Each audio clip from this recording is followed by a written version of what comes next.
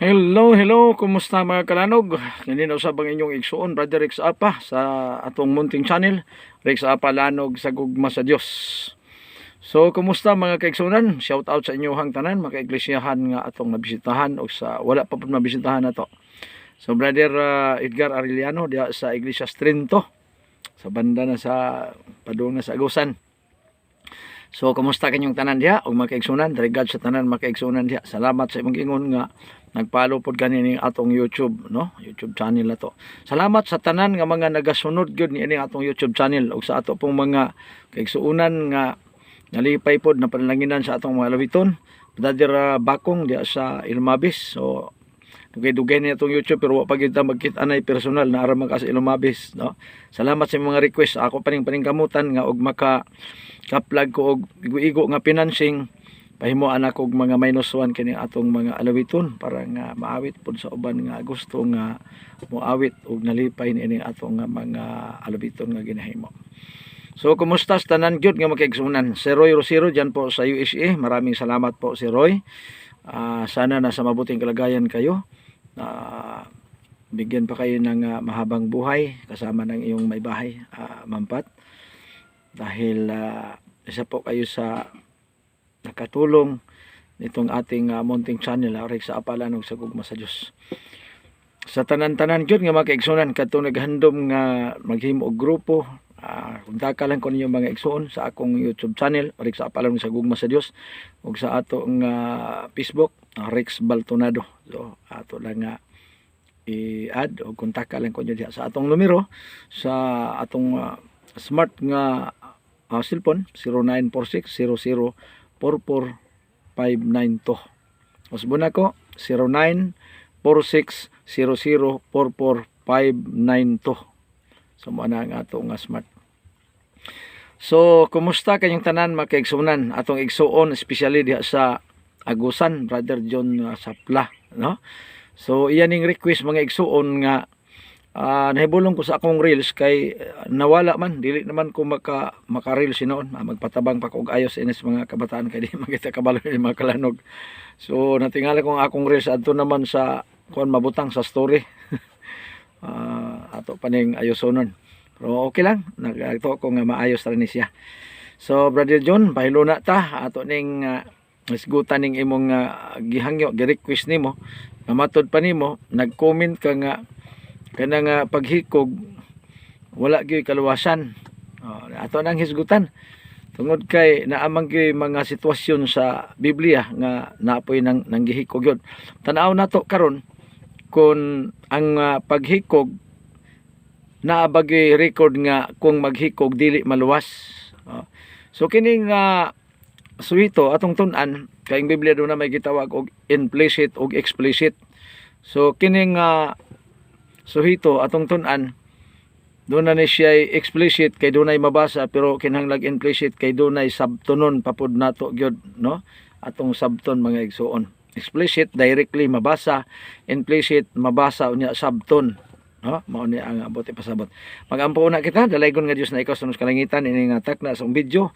Panlangin ni ang mga viewers buntag gabi udto hapon man nila matanaw kini mong video. Manghinaot ako nga ikaw maghatag kinlag may panlawas kondisyon masabtan kining tanan. Mo itugyan ang tanan langit nung kaalam mong mabatan sa ngalan ni Jesus. Amen. So atong tanawon Brother John Sapla, no, og sa uban sa mga kaigsunan, mga kalanog kining pulong ba nga paghikog. Ang paghikog ba wala bagay kaluwasan. So ang tubag wala gitay mabasa sa Biblia nga kung maghikog dili maluwas. Wa pud tay mabasa sa Biblia nga kung maghikog maluwas. Ang giingon lang sa Lucas 3:6 nga ang kaluwasan makita diha sa Dios, makita sa tanang tao diha sa Dios. Pero kanang makita lang pod igo ra kakakita unya di po nimo paningkamutan ang buluhaton nga aron maluwas, pigado pod. Pero ang bot nako ipasabot nga ang kaluwasan para gyud sa tanang tao. Karon ni amay kaso sa paghikog ato ning tan-awon. Ang unang-una gini basta isyu nagis paghikog mga kalanog kini yung kang Judas, no? Kang Judas gyud. Kay si Judas naghikog man gyud.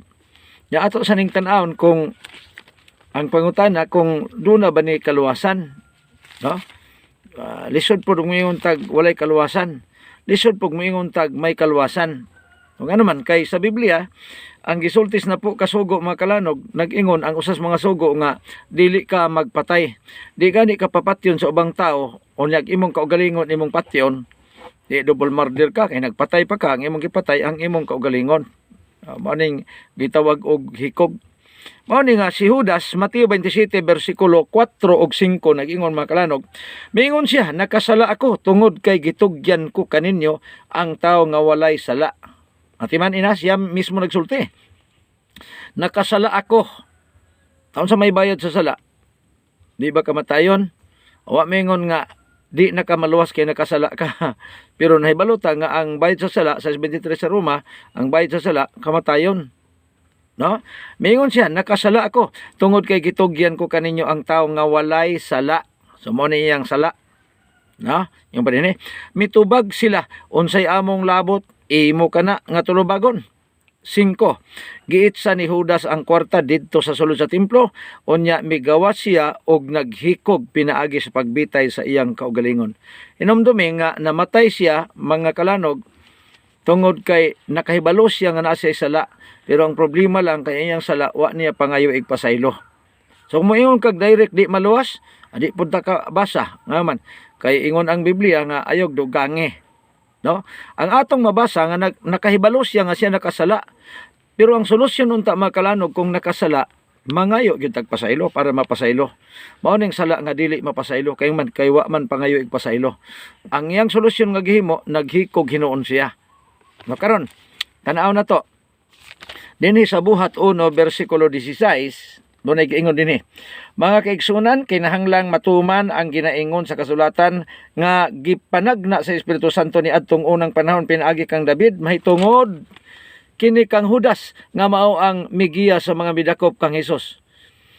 17, kauban namo siya nga apostol nga gipili ni Hesus og kabahin siya sa among buluhaton. 18, yung din apan mipalit si Judas og yuta ginamit ang kwarta nga iyang nadawat sa dautan niyang gibuhat. Og dito nahulog siya nga naguna ang ulo, mibuto ang iyang tiyan og nanggawas ang iyang tinae. Hinumdumi mga igsoon nga ang una niyang claim nga nakasala siya pero wa siya mga igpasaylo. Ikaduha, nagbuhat siya dautan. Unya naghikog siya. Ang solusyon niya paghikog. Amo na nga ang pangutana kung ang naghikog maluwas ba? Bot ipasabot nga kung ang tao magpakamatay magunay o sabay buhaton niya kana nga kuan siya unsa ni ngalan ini mga kalanog nga mag-suicide, no? Mag-suicide. Unsa man na imong gibuhat mura man kag naghikog. O ano ba mag-suicide usay. Depende di ay kini mga kalanog sa imuhang motibo, no? Proverbio 21 bersikulo 2. Alang kanato husto na gayud ang tanan natong ginahimo. No, alang natong tao ang di paghikog husto, ang paghikog husto gihapon. Nga naman, kayang tanan natong gibot kanang naghikog, yun na una ginalang nga husto gyud na. Alang kanato husto na gayud ang tanan natong ginahimo. Apan, na ang Ginoo nagasusi kung unsa gayud ang atong tinuod nga motibo. So magdepende di kini mga kalanog, Brother John Sapla, sa atong motibo. Kay si Kristo kung imong tan-aw ng Biblia, nagpakatao siya, sa ato patao gyud siya. Nagpakamatay man siya, di naghikog gyud. Naghikog. Tama ha? Juan 15:12 ngadto 13 ningon. Mao kini ang akong sugo kanyo paghigugmaay kamo sama sa akong paghigugma kaninyo. 13, kung adunay tao nga magpakamatay alang sa iyang mga higala, ato pa maghikog ni kay magpakamatay man alang sa iyang mga higala, kana nga paghigugma dili na gayud malabuan. Ay do na di ay paghikog nga maayo ang tumong ug katuyuan. 5:8 sa Roma, si Kristo tungod sa atong pagkamakasala siya nagpakamatay alang kanato didto sa Kalbaryo sa cross. No, mo ni siya mga kalanog nga si Kristo gyud mismo nagsulti nga kung dunay magpakamatay tungod sa imong higala, wa nay mulabaw ana nga gugma. So dili day siya mali. Lamang ang kang Judas mga kalanog nga paghikog questionably kay nga naman ang iyang paghikog ni angkon siyang nakasala pero wa mga igpasaylo sa iyang sala na ang Isaiah 1:18 ali mo maghusay ta ang tanan bisan unsa kapula. Ang problema lang kay wa gyud mapasaylo kay wa man pagigpasaylo. Dito sa buhat 1:18 nagbuhat sig dautan niya naghikog mibuto iyang tiyan unya nanggawas iyang tinae. So ikaw na may magkonklusyon kung maluwas ba siya kay namatay siya nga nagbuhat og dautan. Wa ka balik sino? Nya ingon si Pablo sa Filipos 1:21, ang pagkabuhi mo si Kristo inig kamatay kadaugan. Karon si Judas kay nibuwag man kang Kristo. Nga man gibaligya man niya si Kristo. Nagbuhat man siya dautan. So niingon ba nga ang naghikog di maluwas way mabasa. Akong gingon nga implicit sabta kay ang nagbuhat og sala delikado kay bayad kamatayon, nagbuhat og dautan kamatayon. Nya nangay ibagpasaylo. Wa tay mabasa nga nangay isang pasaylo ang iyang solusyon sa iyang pag-ila siyang sala mao ang paghikog mga kalanog. Mo na nga dili maayo. So ni apoy naghikog mga kalanog dinhi sa ikaduhang Samuel 16 bersikulo 29 unahan natog basa. Niadtong panahona nagsunod gayud si Absalom sa mga tambag ni Ahitopel sama sa gihimo ni David kay giisip nila ang tambag ni Ahitopel nga gikan sa Dios. Nakaroon sa chapter 17 mga kalanog si Ahitopel nahimo pang magtatambag kang Absalom. Nakaroon nagbuhat siya tambag ni Absalom. Karon kay ang iyang tambag na reject man. Ikadong Samuel 17 bersikulo 14, miingon si Absalom og ang tanan tigdumala sa Israel, mas maayo ang tambag ni Husay nga arkanhon kaysa kang Ahitopel. Pagbuot sa Ginoo nga dili sundo ni Absalom ang maayong tambag ni Ahitopel aron malaglag si Absalom. Kung gisunod niya ang tambag ni Ahitopel, dili siya malaglag. Pero pagbuot man sa Dios, karon kay pagbuot man sa Dios, si Ahitopel pagkahibaw niya ang iyang tambag wala day gisunod ni Absalom ang iyang gihimo 17:23 mga kalanog. Sa dihang nahibaluan ni Ahitopel nga wala sunda ang iyang tambag misakay siya sa iyang asno og mipauli sa iyang lungsod namilinbilin siya sa iyang pamilya og unya naghikog pinaagis pagbitay sa iyang kaugalingon gilubong siya sa gilubngan sa iyang amahan. So ang iyang pagpangluod mga kalanog doon na siya purpose. Unsa man nahiubos siya nga wala sunda ang iyang tambag. Di ba maluwas? Way mabasa. Maluwas ba? Way mabasa. Depende sa iyang motibo. Ang Dios mismo nasayod. Nya kini pagbuot man di sa Dios. Unya nganong iya manggi kay ubos nga pagbuot man sa Dios nga ang iyang tambag wala sunda kay pagbuot di sa Dios. Wa siya makadawat mga igsuon. So unsa may iyang motibo? Naghikog siya kay nahiubos kay iyang tambag wala masunod. Mao nga ang paghikog dili mahimong ingno na to nga dili maluwas. Kung dili nagdepende sa motibo. Kay nga naman kay ang paghikog di ay maoy usa ka pagbuhat sa pagpakamatay. Si Kristo ingno na to nga niingon ang mga siipdi nga matud pa nila gipasangin lang mga pari nga mao'y nagpatay kang Kristo. Pasalamat mo sa mga pari. Kay kung wa mga pari, wa gipatay si Kristo, di unta mo maluwas. Pero mali nga naman. Kay dinhi sa 1 bersikulo 18 mga kalanog nag-ingon dinhi. Hikog yun ni si Kristo. 17, gihigugma ako samahan tungod kay ginahatag ko ang akong kinabuhi alang kanila sa pagkahuman mabuhi ako pag-usab. Walay makapatay kanako kung dili ko kini itugot apan kabubuton ko nga ihatag ang akong kinabuhi. Naghikog yun ni siya.